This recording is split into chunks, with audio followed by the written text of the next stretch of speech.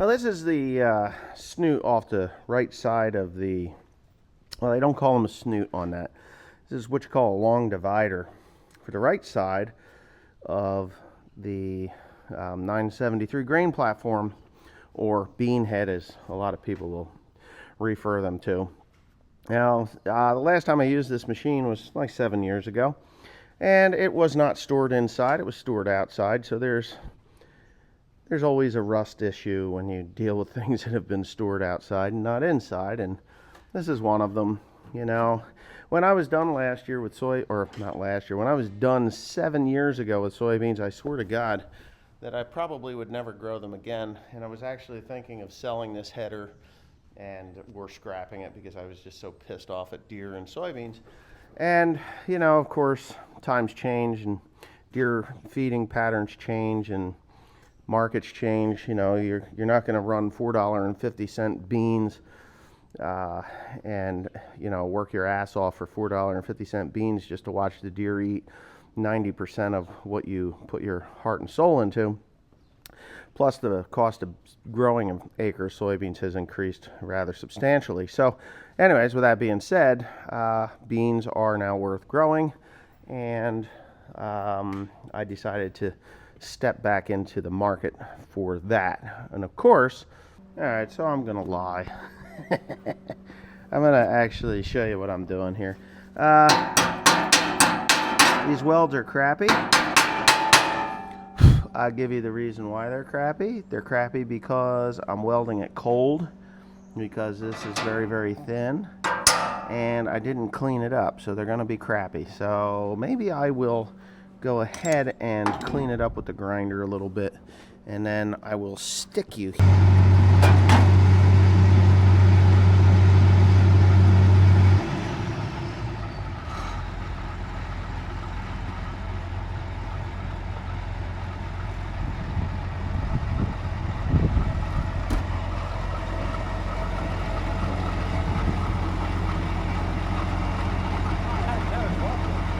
Yeah, you have it in the back of the truck. Let me get it.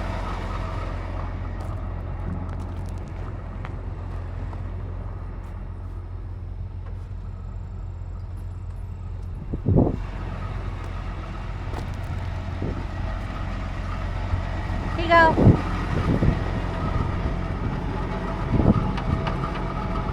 Yo. Favor, jump up there and take that. Watch him so he don't run me over. Okay, what do you want me to do? Watch him so he doesn't run me over. Okay. Just watch him. Yeah. Here we go. The cleaning plan. Cleaning fan.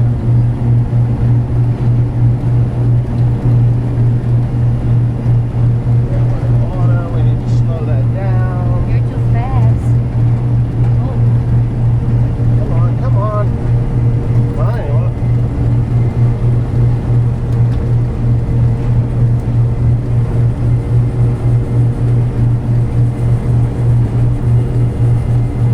Oh, yeah, that thing is just gonna bounce until it's...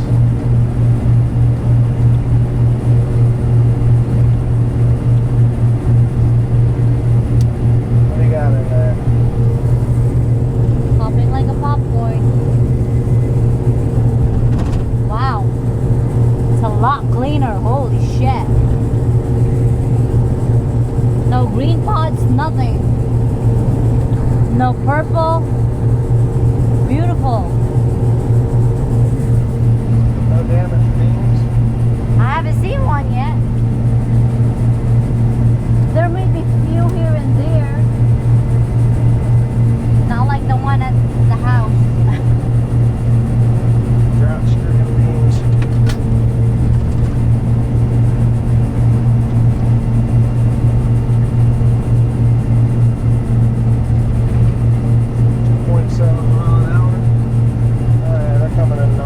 Coming in really nice.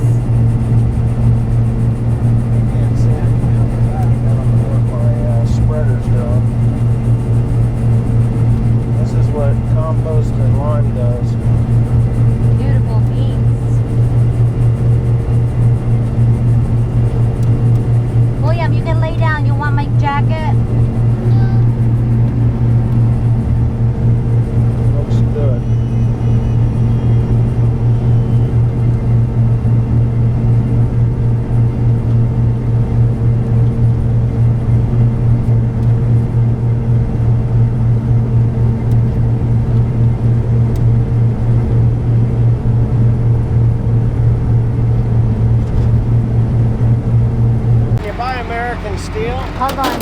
What? When you buy American steel, be sure they give you American-made chain link. Because these Chinese ones, this was brand new. It's a half link or a 50 split link. Just shattered it, broke it right the hell off.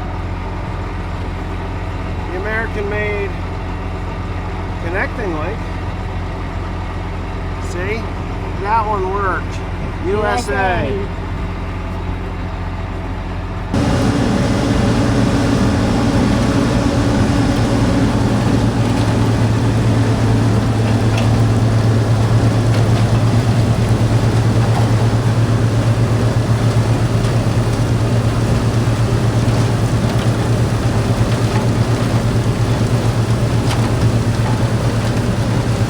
Alright, we're going to take a look at drought-stricken corn that was planted through hay fields.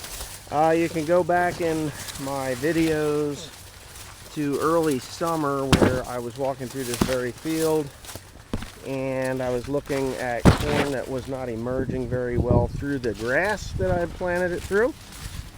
This is the grass that I planted it through. It is decomposing quite nicely. That is exactly what we wanted to do. The thing that I don't want to have happen is this living root, this corn here that is a living root still today. Still living, still doing its thing. As the soils cool and the microbial activity or the biological activity in the soil starts to decline, I really would like to get another living root in the ground. Now you can see there is some thistle starting, which is a pain in the neck, but it is there. Here's an area where the deer got into and tore it up a while back. Still have an ear on there, not much to talk about. This corn is still weeks away from harvest in spots, because when you have a drought, you have problems. All right, so this is what it looks like here. Looks pretty good to me, right? No bare soil, soil's still covered. This will be run over with the vertical tillage machine, and there will be rye inserted into that soil. So let's pull back some ears. Let's get to an area that is, you know, pretty normal. So here's a no frills ear.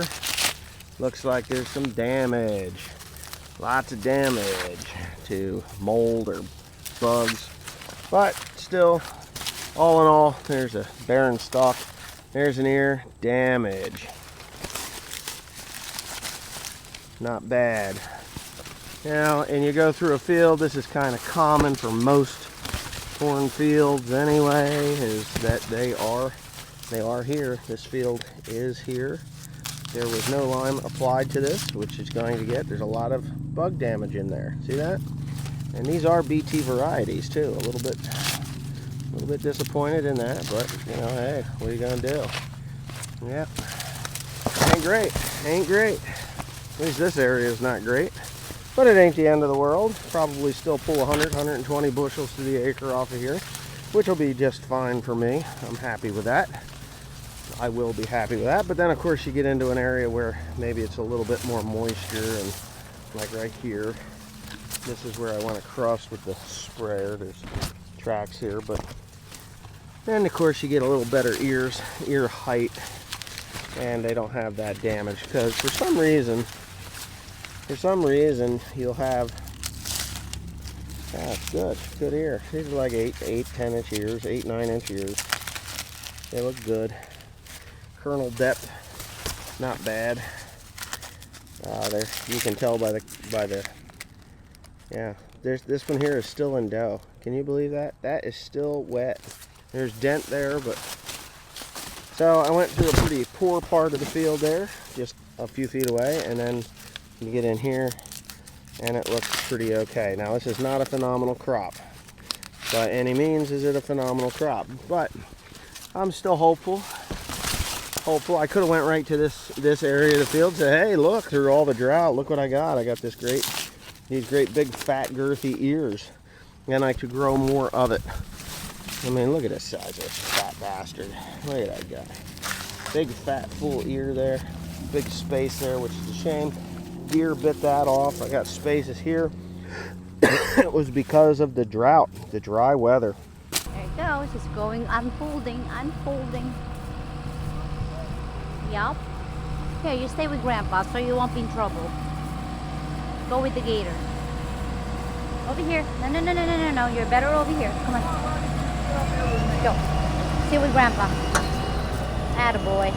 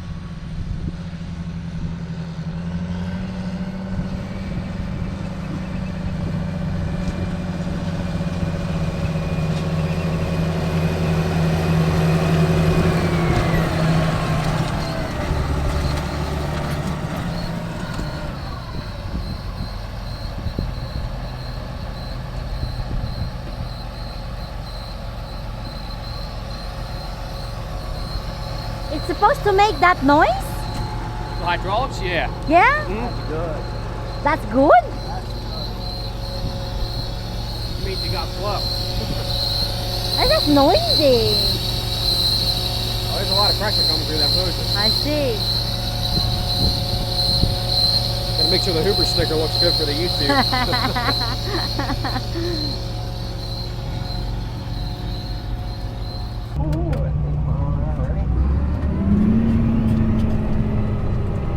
Well, it really honestly does not look like it's doing much, right? Yeah, it doesn't do anything. It looks like it's just making it flatter.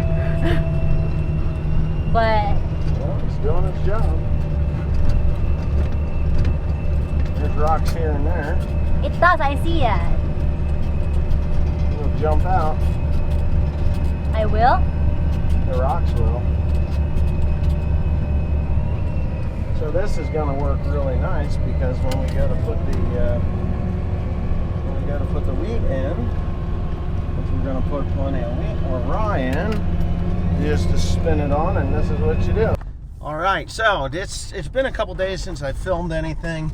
I have been cutting some soybeans. I have a dentist appointment this morning I have to go deal with. This field here came off last night. These were the really damaged beans that were right next to right at the farm, on the farm. Timothy's got wheat spun on this. I was going to have it turbo maxed in or turbo tilled in. I like the word turbo till better. You can see that chickweed there and grass. That's where the drought was the worst. And there's my wind chimes. Where the wind chimes were, that was the worst part of the field. 0 beans. So out of that 11 acres that's there, I yielded 385 bushels.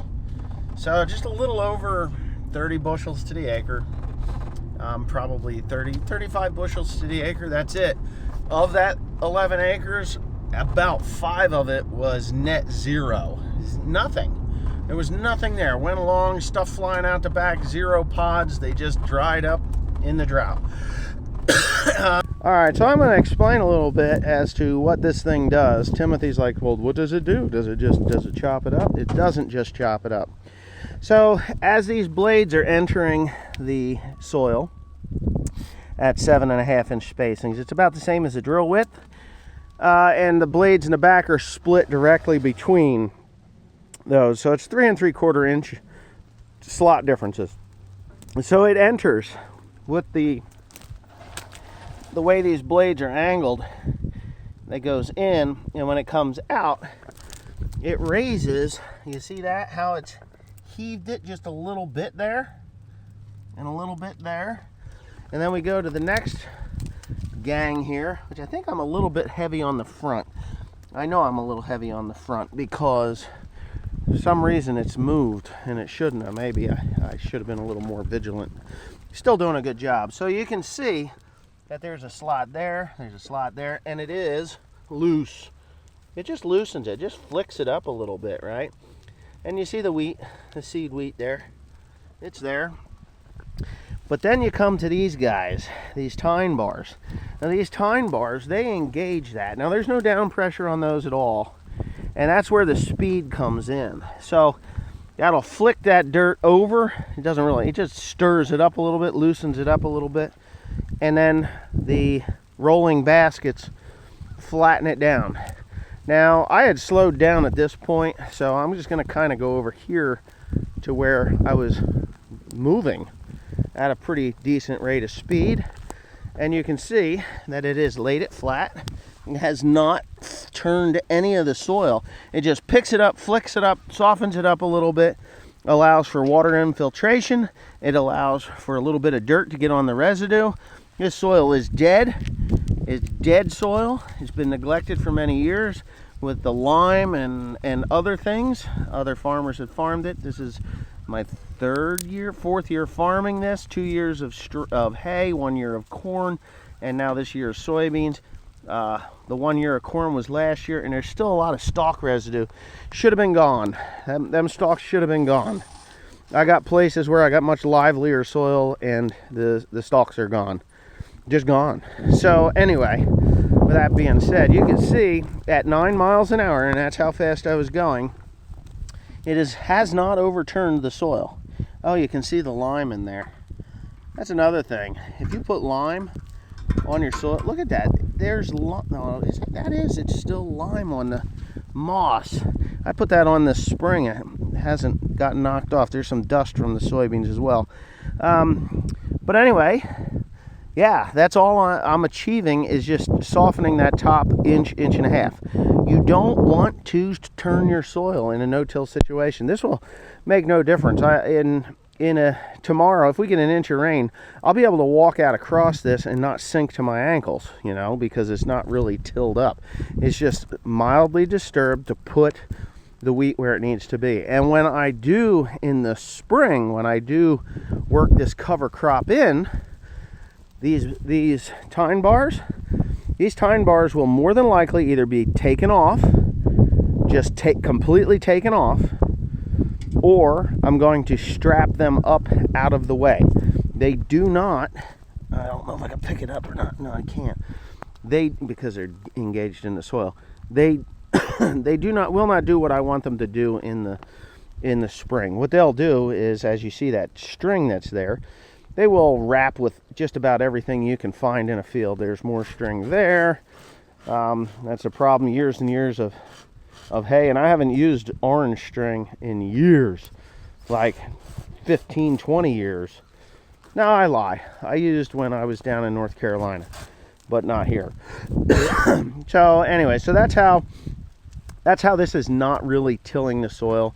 It's just making a disturbance on the top, allowing a little bit of dirt to get that residue started breaking down the nutrients that are locked up in this residue, and allow a little better water infiltration into the rhizosphere, which is what I'm trying to form by doing this no-till cover crop live root in the soil program. The only thing that was put on these soybeans this spring was lime and compost. And here you can see where the wheat, there's the wheat that needs to be tilled in. And it'll go right through. So this is what happened right there, that big rubber piece that goes to the drive shaft. I'm hoping it didn't hurt the transmission seal. But you got to take this ring. Yeah, so you see how easy that'll come out? It's going to come out of there like nothing. Like nothing, Tim. Right, Tim? Do I have to remove the air cleaner or no? No, you shouldn't have to. Now, what I would do is take the bolts out of this here? Well, yeah, because the problem, you're probably going to have to jack that thing back in. Probably get the pry bar and... Well, I don't know. I wouldn't jack it in yet. I would get those bolts loosened up, because that ring, I would take the shaft off first and then deal with the ring, because I think that it is, I don't know how thick that rubber is, but I think it's pretty close to just flopping out.